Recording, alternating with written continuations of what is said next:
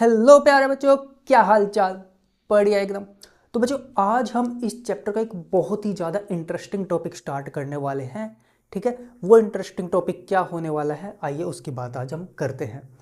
तो उससे पहले मैं आपसे एक छोटा सा सवाल पूछता हूँ, क्या कि मान लो अगर हमारी एक पूरी की पूरी जो सेल है वो एक फैक्ट्री है, तो उस फैक्ट्री में मैं आपसे पूछूं कि प्रोटीन कहाँ बनेगा, तो क्या आप आंसर बता पाओगे? आ रहा है दिमाग में आंसर? तो देखो, तो उस टॉपिक का जो आज हम स्टार्ट कर रहे हैं उसका नाम है हमारे पास राइबोसोम्स। ठीक है, आज हम इस टॉपिक को स्टार्ट कर रहे हैं, ये है हमारा राइबोसोम्स। अब जो राइबोसोम्स होता है इसको हम क्या बोलते हैं? Protein factory of cell. कि मतलब राइबोसोम्स क्या करते हैं? बेसिकली प्रोटीन्स को बनाने का काम करते हैं। कौन? राइबोसोम्स। अब ध्यान से सुनना, जो राइबोसोम्स होते हैं ये कैसे होते हैं? हमारे पास ग्रेनुलर स्ट्रक्चर्स होते हैं। कैसे स्ट्रक्चर्स होते हैं? ग्रेनुलर स्ट्रक्चर्स होते हैं। ठीक है, ग्रेन्यूल्स की तरह दिखते हैं। अब जो ये राइबोसोम्स है इनको सबसे पहली बार एक साइंटिस्ट हुए, जॉर्ज पैलेड। कौन? George pallid. तो इन्होंने इनको देखा, किनको? राइबोसोम्स को, अंडर द इलेक्ट्रॉन माइक्रोस्कोप के अंदर। ये ईएम वेव नहीं है, कभी ईएम वेव समझो नहीं। तो राइबोसोम्स को सबसे पहली बार किसने देखा? जॉर्ज पैलेड ने। किसके अंडर देखा? इलेक्ट्रॉन माइक्रोस्कोप के नीचे देखा। कब देखा? 1953 में देखा। कब देखा? 1953 में देखा। किसने देखा? जॉर्ज पैलेड ने। अच्छा, अब जो ये राइबोसोम्स हैं, ये राइबोसोम्स बने किससे होते हैं? अब हम कह रहे हैं कि ribosomes are the protein factory, मतलब ये प्रोटीन्स बनवा रहे हैं। तो राइबोसोम खुद किस चीज़ से बने होंगे ताकि ये प्रोटीन आगे बनवा सके? तो बेसिकली ध्यान से सुनना बेटा जी, ध्यान से सुनना, क्या कि जो राइबोसोम्स है ये बेसिकली किससे बने होते हैं? आरएनए और प्रोटीन, इन दोनों से मिलकर कौन बनता है हमारे पास? राइबोसोम्स। तो basically ribosomes are composed of RNAs means ribonucleic acids and proteins. और एक चीज ध्यान रखना, क्या क्या कि जो राइबोसोम्स होते हैं उनके पास नो मेम्ब्रेन बाउंड, मतलब इन बाउंड कह लो या सराउंड कह लो, मतलब इनके चारों तरफ कोई भी मेम्ब्रेन आपको देखने को नहीं मिलती। किनके पास? राइबोसोम्स के पास। ठीक है, अब जो राइबोसोम्स हैं, अगर राइबोसोम्स की मैं बात करूं तो जो राइबोसोम्स होते हैं बेसिकली वो दो सब यूनिट्स से मिलकर बनते हैं। किससे? दो सब यूनिट्स, मतलब जो राइबोसोम्स है वो बेसिकली किससे मिलकर बनता है? दो सब यूनिट से मिलकर बनता है। ठीक है, अब ये दो सब यूनिट कौन कौन सी हो सकती है? एक होती है हमारे पास larger sub unit, large sub unit. ठीक है, और एक होती है हमारे पास स्मॉल सब यूनिट। ठीक है, तो मतलब ध्यान से सुनना बेटा जी, क्या कि जो राइबोसोम्स है इसने मतलब इसको किसी मेम्ब्रेन ने सराउंड नहीं कर रखा। मेम्ब्रेन सराउंड कह सकते हैं, वो ज़्यादा बेटर रहेगा ना। ठीक है, मतलब इसको किसी मेम्ब्रेन ने सराउंड नहीं कर रखा।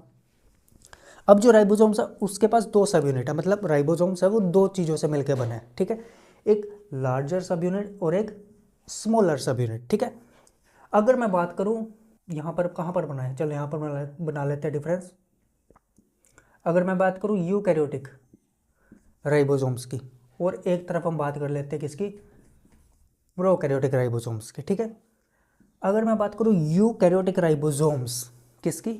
Eukaryotic ribosomes. तो यूकैरियोटिक राइबोसोम्स कैसे होते हैं बेटा जी? एटीएस राइबोसोम्स होते हैं। कौन से होते हैं?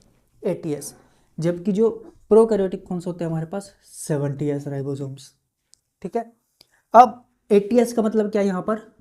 एटीएस का क्या मतलब है कि कैसे बना वो? ठीक है, तो देखो एटीएस कैसे बना है? 60S प्लस 40S आपस में मिलके क्या बना रहे हैं? 80S सब यूनिट बना रहे हैं। ऐसे ही 70S किससे बना होगा? 50S प्लस 30S, इससे। अब देखो ये सिंपल एडिशन नहीं है, ध्यान से सुनो बेटा जी, क्या ध्यान से सुनो, क्या जो ये 80S और 70S दिख रहा है इसके हमने ये एडिशन है, डायरेक्ट एडिशन नहीं होती, ये बात ध्यान रखना। कभी आपको 60S प्लस 40S तो 100 होता है, नहीं, ये डायरेक्ट एडिशन नहीं है। बेसिकली यहाँ पर जो ये एस है, ये जो एस है ये है हमारे पास सेडिमेंटेशन कोफिशिएंट, ठीक है। तो एस क्या होता है हमारे पास, बेसिकली सेडिमेंटेशन कोफिशिएंट होता है। सेडिमेंटेशन कोफिशिएंट का मतलब क्या है कि आपने अगर सेंट्रीफ्यूज मशीन देखी होगी, तो सेंट्रीफ्यूज मशीन में क्या होता है, जैसे मान लो सेंट्रीफ्यूज मशीन दिखाता हूँ आपको बना के, ठीक है। एक सेकंड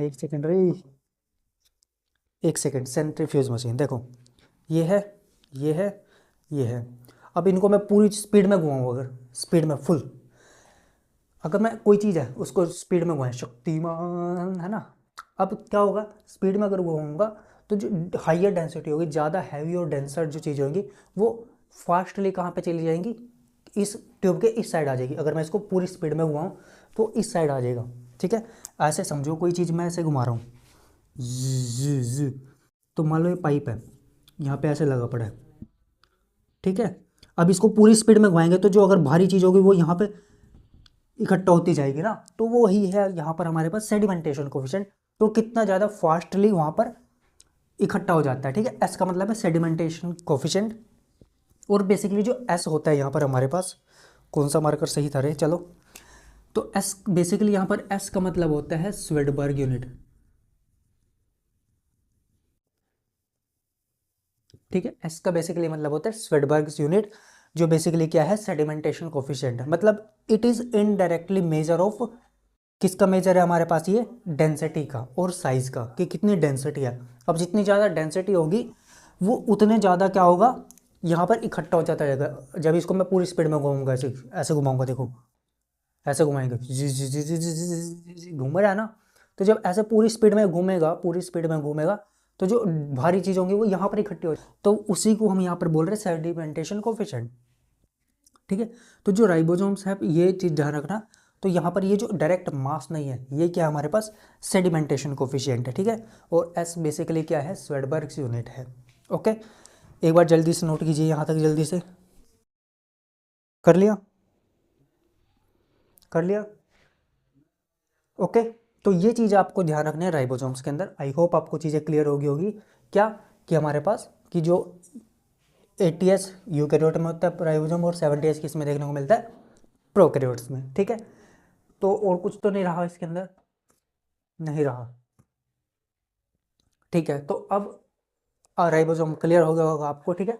और ये जो यूनिट आपको मैंने यहाँ पर दिखा दी, एक लार्ज यूनिट होती है, एक स्मॉल यूनिट होती है। लार्ज मतलब समझते हो कैसे, इस तरह से मान लो एक बड़ी यूनिट, दूसरा मार्कर कहाँ है रे बबुआ, एक बड़ी यूनिट होगी और एक छोटी यूनिट होगी, तो ये लार्जर यूनिट है, ये स्मॉलर यूनिट ऑफ राइबोसोम, ठीक है।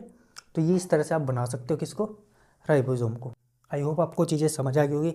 अगर यार लेक्चर पसंद आया हो तो प्लीज़ ज़रूर सब्सक्राइब कीजिएगा, और एनसीईआरटी को की बुक से एक बार इस टॉपिक को ज़रूर पढ़िएगा, ठीक है। तो मिलते हैं नेक्स्ट लेक्चर में, जहाँ पर हम आगे और इंटरेस्टिंग डिस्कशन करेंगे, ठीक है। Thank you very much.